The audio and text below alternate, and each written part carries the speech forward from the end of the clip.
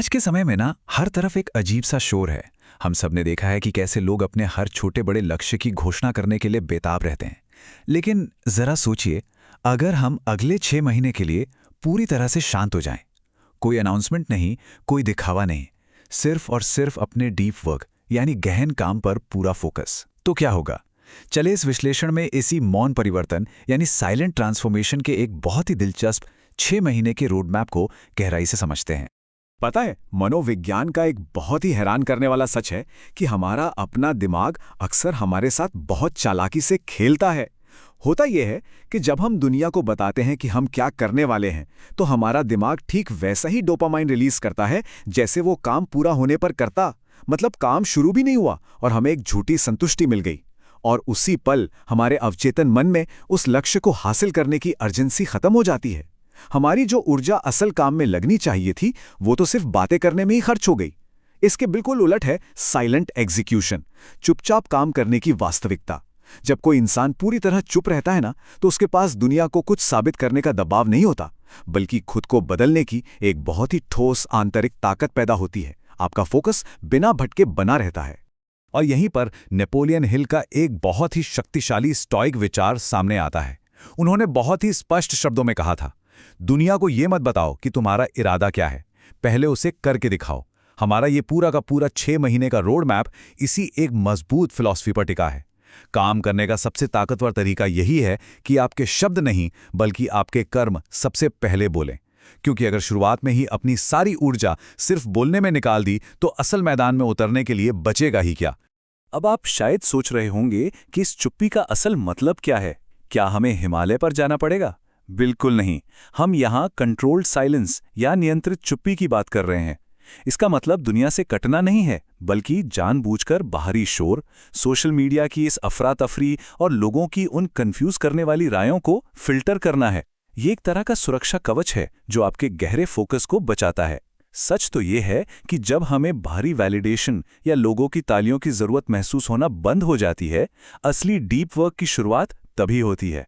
चलिए अब इस 180 दिनों की मनोवैज्ञानिक यात्रा के टाइमलाइन को समझते हैं। और हाँ, ये कोई आसान रास्ता नहीं है। पहले 30 दिन आपका दिमाग पूरी तरह से विरोध करेगा। वो बार बार उन पुराने पैटर्न्स में लौटने की कोशिश करेगा। लेकिन अगर आप टिके रहे, तो अगले 60 दिनों में जाके थोड़ा नियंत्रण आना शुरू होगा। असली लड़ाई तो यही है। फिर 90 दिन बाद पहली बार कुछ वास्तविक ठोस प्रगति दिखाई देनी शुरू होगी, और अंत में 180 दिन पूरे होने पर एक पूरी तरह से आइडेंटिटी शिफ्ट हो जाएगा। यकीन मानिए, 6 महीने बाद वो इंसान वही नहीं रहेगा जिसने शुरुआत की थी। रास्ते में आने वाली इन मानसिक बाधाओं के लिए पहले से तैयार रहना ही इस सफर का सबसे अहम हिस्सा है। तो इस सफर को तय कैसे किया जाए? इसके लिए हमें एक अचूक डेली डीप वर्क सिस्टम की जरूरत होगी।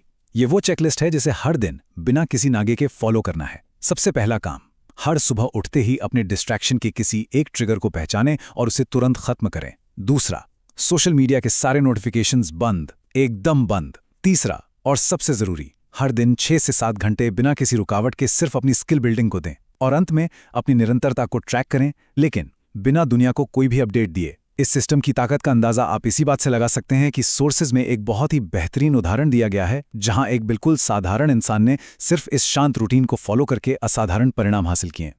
अगर हम ध्यान से देखें तो हमें अक्सर 2 तरह के लोग मिलते हैं। एक तरफ हैं द टॉकर, यानी सिर्फ बातें करने वाले। ये लोग हमेशा किसी मोटिवेशन का इंतजार करते हैं। इनका पूरा काम भावनाओं पर टिका होता है। जब मूड करेगा तब काम करेंगे। और दूसरी तरफ है द डूअर, यानी काम करने वाले। ये लोग अपनी भावनाओं के गुलाम नहीं होते, बल्कि सख्त सिस्टम पर भरोसा करते हैं और हर दिन काम पूरा करते हैं। ये बात बिल्कुल साफ है कि एक अमैच्योर हमेशा प्रेरणा का इंतजार करता है, जबकि एक प्रोफेशनल अपने स्ट्रक्चर्ड डेली रूटीन के जरिए आगे बढ़ता है। अंत में एक डेली सिस्टम हमेशा भावनाओं को हरा ही देता है। इस सिस्टम से जुड़ा एक बहुत ही गहरा सवाल सामने आता है कि अनुशासन यानी डिसिप्लिन का असली मतलब क्या है। नेपोलियन हिल कहते हैं, अनुशासन वो है जब वो काम किया जाए जो करना जरूरी है, भले ही उसे करने का आपका बिल्कुल मन ना हो। ये विचार मेरा मन नहीं कर रहा वाले हर बहाने को जड़ से उखाड़ फेंकता है। देखिए, कोई भी नया काम शुरू करने का शुरुआती रोमांस कुछ दिनों में खत्म हो ही जाता है, और असली मेहनत तब शुरू होती है। सच्चा अनुशासन तो उस गहरी बोरियत के पलों में ही निखर कर आता है। बाहरी दुनिया को म्यूट करना तो फिर भी एक बात है, लेकिन हमारी सबसे बड़ी लड़ाई तो हमारे अपने अंदर चलती है। अकेलेपन और शंकाओं से निपटने के लिए एक स्टोइक माइंडसेट अपनाना बहुत ज़रूरी है। रोज़ एक ही काम करने की उस पक्की बोरियत को सहना, लोगों की वाहवाही पाने की जो अंदर से इच्छा होती है ना, उसे पूरी तरह से इग्नोर करना, और सबसे बड़ा जाल, दूसरों से अपनी तुलना करने से इनकार करना। जैसे जिम का वो उदाहरण ले लीजिए। अगर आप अपने पहले दिन की तुलना किसी ऐसे व्यक्ति से करेंगे जो सालों से वहां पसीना बहा रहा है, तो आपका फोकस टूटना तय है। आपका चैप्टर 1 किसी और के चैप्टर 20 से तुलना करने के लिए नहीं बना है। जब तुरंत रिजल्ट न दिखें, तब भी इस शांत प्रोसेस पर भरोसा रखना ही आपकी असली जीत है। नेपोलियन हिल ने सफलता का जो अनबीटेबल फॉर्मूला दिया है, वो इन अंदरूनी लड़ाइयों में बहुत काम आता है। पेशेंस, परसिस्टेंस और पर्स्पिरेशन, यानी धैर्य, दृढ़ता और पसीना। इसे ऐसे समझिए, धैर्य का मतलब है ये मान लेना कि रातों रात कोई जादू नहीं होने वाला। दृढ़ता का मतलब है जब रिजल्ट ना भी मिल रहा हो तब भी लगातार काम करते रहना। और पसीना बहाने का मतलब है सिर्फ ख्याली पुलाव ना पकाना, बल्कि सच में हर दिन ग्राउंड पर उतरकर मेहनत करना। जब इंसान अपनी चुप्पी साधे रखता है तो ये तीनों चीजें एक साथ अपने आप एक्टिव हो जाती हैं। और इस पूरी प्रोसेस का सबसे दिलचस्प पहलू पता है क्या है? इसका गणितीय सच। सिर्फ 1%। अगर कोई व्यक्ति हर दिन खुद में सिर्फ 1% का भी सुधार करता है ना, तो वो छोटे छोटे लगातार प्रयास 6 महीने बाद एक ऐसे परिणाम में बदल जाते हैं जिसे देखकर खुद उससे यकीन नहीं होता है।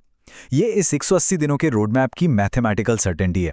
ये साबित करती है कि सफलता कोई चमत्कार नहीं है, बल्कि हर दिन का छोटा छोटा खामोश काम ही मिलकर एक बड़ी अचीवमेंट बन जाता है। इस पूरी 6 महीने की यात्रा का क्लाइमेक्स समझना बहुत जरूरी है। ये एक अस्थायी आदत और स्थायी पहचान के बीच का अंतर है।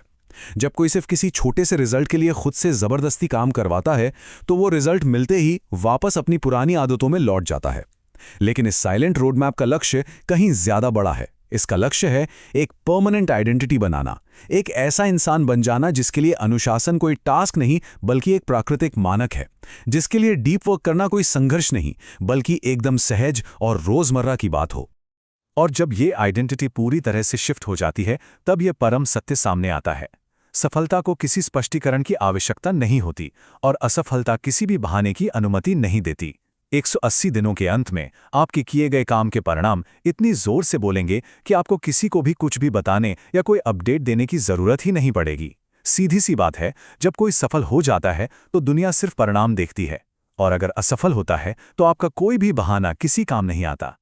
तो इस पूरी चर्चा को समेटते हुए एक बहुत ही गहरा सवाल मैं आपके लिए छोड़ना चाहता हूं। जब कोई नहीं देख रहा होता, तब क्या होता है? सोचिए जरा। जब कोई जज करने वाला ना हो, कोई ताली बजाने वाला ना हो, आपके काम पर कोई लाइक या कमेंट करने वाला ना हो, तब असल में आप क्या कर रहे होते हैं? आपका असली चरित्र वहीं बनता है। तालियों और बाहरी वैलिडेशन के बिना काम करने की यह क्षमता ही इस साइलेंट ट्रांसफॉर्मेशन की असली चाबी है। 6 महीने की यह शांत यात्रा सिर्फ कुछ पाने के लिए नहीं है, बल्कि खुद को पूरी तरह से बदल देने के लिए है। तो क्या आप इस मौन सफर के लिए तैयार हैं?